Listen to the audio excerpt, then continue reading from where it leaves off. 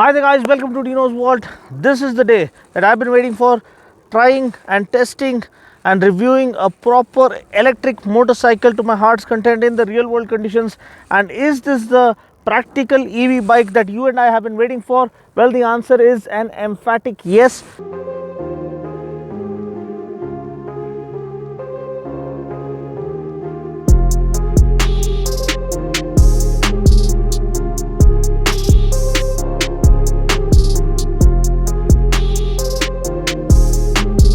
This is the Torque Motors Kratos R. Yeah, Kratos stands for God of War, but anyway, it is here to wreak havoc in the industry because it's a silent killer, it's a silent assassin. You can say they're not beating around the bush, they're not creating overhype, but they're silently going about their work judiciously and winning people's hearts, and that is what is making a statement in the EV segment. This is the Kratos R, and it is going to get even better because we saw the upgraded model that is going to come soon at the Auto Expo. I spoke to the founder, I spoke to the CTO, the Chief Technical Officer, and I told them I want a bike as soon as possible to test it to my heart's content and real world conditions, and guess what? Here it is. So first thing, it has to look and feel like a motorcycle. Does it? Well, that is yes, and that is where everything starts falling into place. First things first, when you look at a motorcycle, it has to look and feel like a motorcycle. When you sit on it, it has to feel like a bike. It has to give you the feel, the vibes of a proper motorcycle, and that's happens when you have bikers who actually are developers of the motorcycle.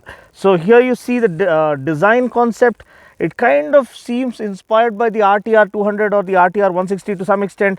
You have the LED headlamp, which kind of reminds us of the Draken concept, you can say, but it has LED lighting, LED lamps, LED turn indicators, LED tail lamp, and neatly laid out LCD cluster. Again, what makes a motorcycle what it is getting the basic formula right. Chassis orientation, the chassis development is crucial. Here you have trellis frame, and then you have the suspension, which makes sure everything falls into place, make sure that the bike actually listens to you and does what you want it to. So the suspension damping settings are crucial, and here you have telescopic forks which actually do the job for you. Taking a corner at around 83 kilometers per hour on an EV motorcycle, it's not something that you see on everyday basis, and this pulls it off with consummate ease. Then comes the balance, the weight distribution, and you can see when I sit on the motorcycle, I feel so complete. I feel as if I'm sitting into the motorcycle, and that's when you feel like you and the machine become one unstoppable force. Even the way the weight has distributed, the way the battery is placed, it's all mass centralization coming together such that the bike feels complete and the bike feels confident when you are trying to push it to its limits. Also, the rear shock absorber is a monoshock. So this one again aids in mass centralization concept, does the job for you, allows you to flick around, maneuver the bike easily, steer the bike easily through the city or through the corners. Corner entry, corner exit is much more easier. You want to push it to its limits, you can feel that the handling is brilliant, so you want to play around with it, and it listens to you and it lives up to your expectations. That's where it really comes shining through. Then the tires do their job. Nylogrip Zapper C from MRF 120 section rear tire, it kind of does the job for you, but I hope for the upgrade they have something better in store because the chassis is so capable, the power plant is so capable. You have a PMSM motor, PMAC motor is what they call, and that churns out around 9 kilowatt of power, which translates into around 12 bhp, and then of course you have around 38 newton meters of torque. You can imagine how well it pulls right off the mark, and I'll show you in my motor vlog. You'll stand impressed, and I'll give you a challenge. You have to count the number of vehicles I overtake once I start riding on the street, and that gives you an idea as to how effortlessly it pulls in every mode. You have 3 different modes: eco, city and sport mode, and that will be demonstrated to you when I turn on the speedo console. But for now, let's talk about the battery. A 4 kilowatt hour battery, again encased beautifully, and the battery management system is really well taken care of. The thermal management is well taken care of.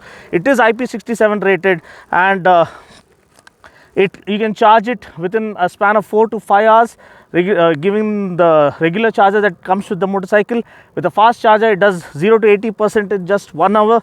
That's also phenomenal. You have a disc brake up front such that it can give you that stopping power.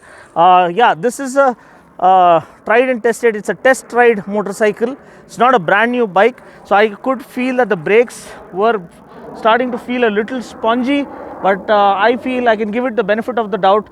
New brake pads, once they are bedded in, they're going to offer better feel and feedback.